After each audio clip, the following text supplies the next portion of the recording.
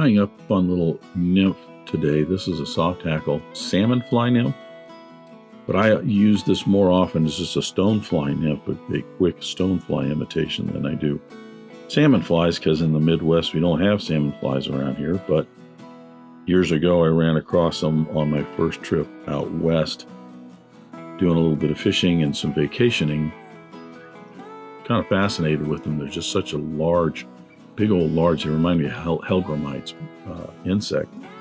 But this imitation is a quick tie. It's not, if you're going to use it for stoneflies, it's not as complicated as, say, like a Kaufman's, and it's a little bit quicker and easier to tie, and it gets the job done pretty well. It's a fun little, meaty little smallmouth fly also. That's a soft hackle salmon fly. I'll get started tying.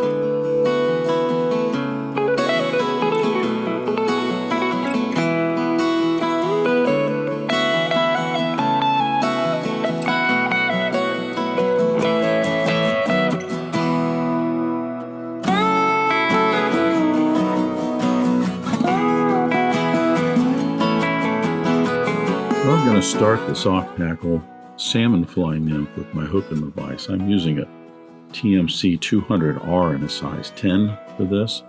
You could go with the size 8 if you want. I mean, the nice thing about the salmon flies and even stone flies is they're very, very large. So you could go with a larger size hook if you want. I would even potentially go up to a size 4 on this if you really had some large flies out west. The salmon flies get really, really huge out there. So their nymphs are going to be as well on the large side. I'm going to attach my thread after I debarb the hook, run it down to just about the point of the hook. I'm using this is a Danville 70 Denier in black. I'm going to run it down a little bit further, get some more wax on my thread here.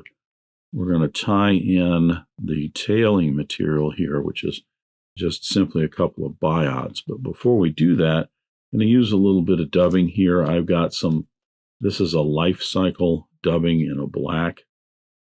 I'm just going to put a real small, and I can't stress enough, very, very small ball of dubbing right on the back here. Does not have to be large because you don't really want to splay all this out.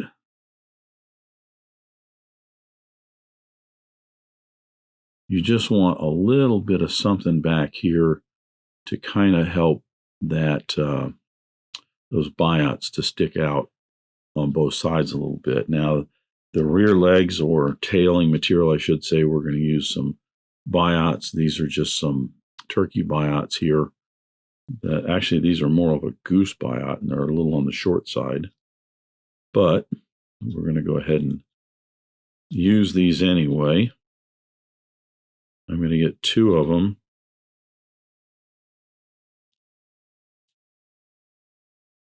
Here. I'm going to tie one on each side.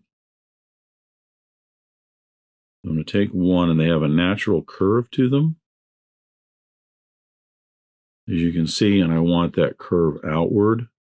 So I'm going to tie these in. They're going to stick out maybe about half a shank length, third of a shank length. There's something behind. I'm going to brace that on this side here and just get a few wraps of thread lightly on there to get it in position, and then anchor that down. Come back to the other side, and you'll notice I'm not all the way down to that ball right there. I just want to leave that up a little bit because I'll go ahead and wrap down to that in just a second. And again, I want that natural curve to kind of be on the outside. I'm going to tie this in, bracing this on the other side of the hook, making certain my length is correct. Get a wrap or 2 on there. Get it in position. Then again, I'll hold that in place as I wrap the rest of that down to secure it. Bringing my thread just about down to that ball of dubbing. Notice how that just kind of squeezes that right up against that dubbing and keeps those just splayed out a little bit. Now I'm going to tie in what's going to be basically the whole abdomen and rib. You could use it as a rib if you want. I'm going to actually make the whole abdomen. This is just a round vinyl rib. It's a large size. I'm going to tie this in, and I am going to put some dubbing underneath it, and this will get wrapped over that dubbing. A lot of people will use what's called a D rib. See, this is just a round rib. A D rib is basically just like the letter D when you look on the end of it. It's round on one side and flat on the other. But I find that the round rib works just as well. I'm going to wrap that over on my side. Again, I'm going to go forward on this one just to get this anchored down in the space of the abdomen.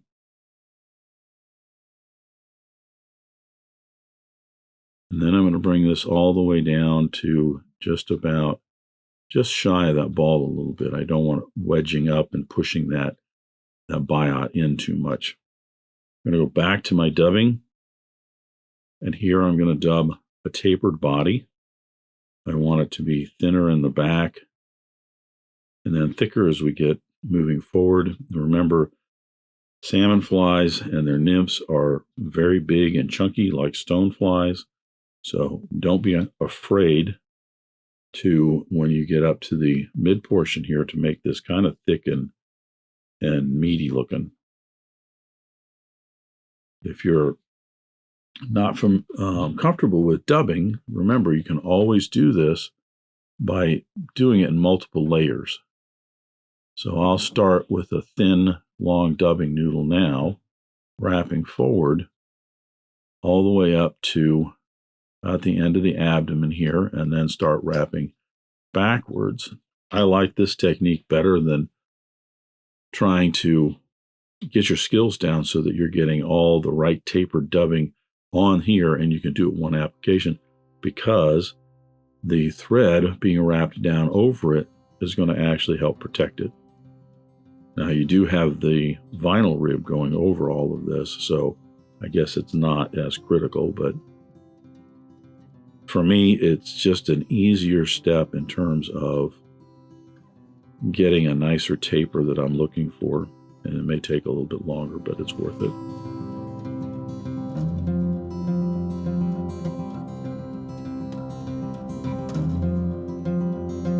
So now I'm just going to put a little bit more on as I work my way right up to the end of the dubbing. Now the end of the abdomen is going to be about halfway to 2/3 up the hook shank. Our thorax is going to consist of a hackle, some chenille in between, and a little bit more hackle.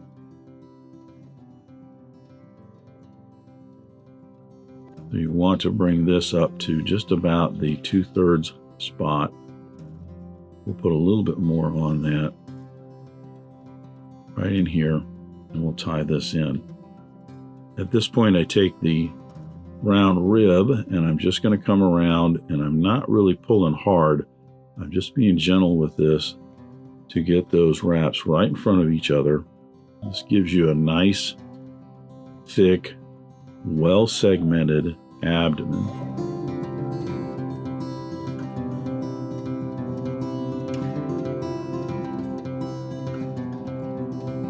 Now, if you wanted to, keep in mind, if you're not comfortable with dubbing, you could use some black yarn underneath that. Just get yourself some black Antron yarn or wool yarn, your preference. I'll secure that round rib in and trim away the excess. And I'm going to bring my thread back up here. A little bit more wax on it. I want to put just a little ball of dubbing, kind of cover up the very ends of that right in here.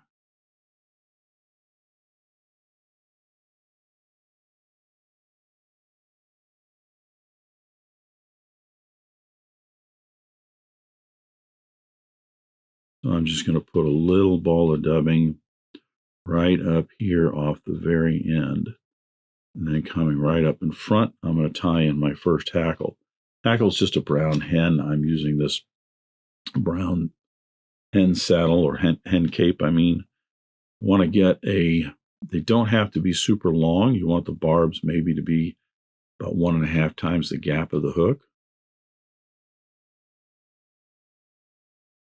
And isolate the tip, cutting off the excess so I have a little handle here. I'm going to tie that in, bringing my thread right back up so that it's wedged right against that dubbing there. Grabbing my hackle pliers. I'm going to put a couple of wraps right back here. Doesn't have to be a lot. You don't necessarily want to have this real bushy. Just get a couple wraps in there, securing that hackle. Wrap that in, and then we'll trim away the excess. Sweeping this back a little bit. I'm going to wrap rearward. If I get any of those barbs trapped forward, I can trim those off. Just a few of them here that are wanting to be contrary.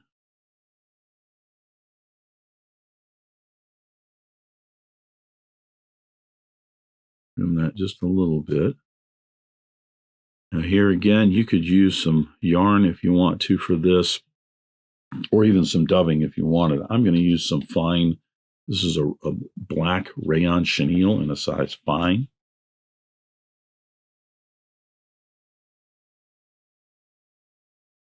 Again, if you don't have the chenille and you just have the dubbing, go ahead and dub your thorax in. That'll work. I'm going to wrap this in and bring my thread almost to the right behind the eye of the hook. I'll leave a little space to wrap in a hackle in front of that. You're only going to get a few wraps of this chenille. That's fine. We're not looking to make that huge and bulky.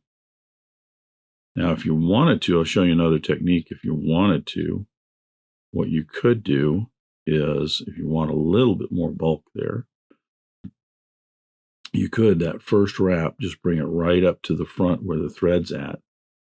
Then kind of stretch your wraps out just a little bit and bring that over and then down under right up to the thread and tie it off. It makes it a little bit more even and it bulks it up just a little bit. Take my thumbnail, I'm going to scooch some of that back just a little bit. A couple wraps to secure that in. And I have another brown hackle here. I'm going to tie this in for the front hackle.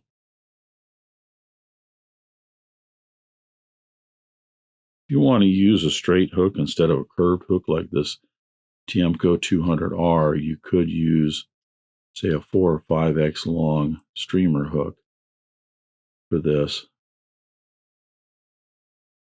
Going back to my hackle pliers, I'm just going to get a couple, 2-3 wraps in here to put a little collar on the very front.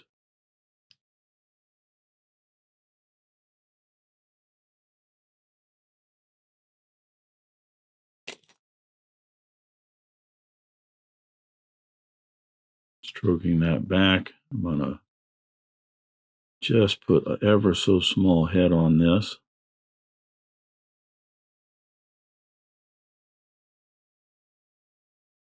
I can pop the rest of that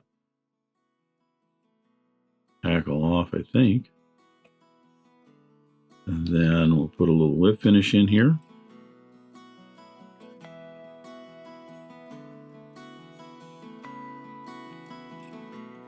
Now, if you had a little bit longer hook and you had a little bit more gap up here behind the eye of the hook, you could put just a little bit of dubbing in front of that hackle, make it look a little bit more complete. Get some of these Rear hackles fluffed out just a little bit. And a little bit of head cement, and our soft hackle salmon fly is complete. It's a very simple fly to tie. I like it. Like I said, it's a salmon fly, and even though in the Midwest here we don't have salmon flies around here, when I ran across them out west years ago, they just were very, very interesting insects. But it works as a great little stonefly too. So if you're steelhead fishing around here, or quite frankly in the summertime, you want to drift this down through some holes for even smallmouth or something, this is a nice meaty little fly that will get the job done. So that's the soft hackle salmon fly. Thanks for watching today. Thank you for joining me at the Vise today. I hope you learned a new pattern, at least a tip or trick here and there. If you'd like to help Dress Irons, you can like, comment, share, subscribe, all those wonderful things for the video. You can also head out to dressedirons.com where you can buy flies, tools, stickers, and merch, or you can join a growing community over on Locals at the Dressed Irons Fly Tying Guild. You can also donate to Dressed Irons if you want through the link at the bottom of the description. I thank everybody for their ongoing support, as it really does help the creation of these videos. And what's important is to remember, only fly tying. If you're not having fun, you're doing it wrong.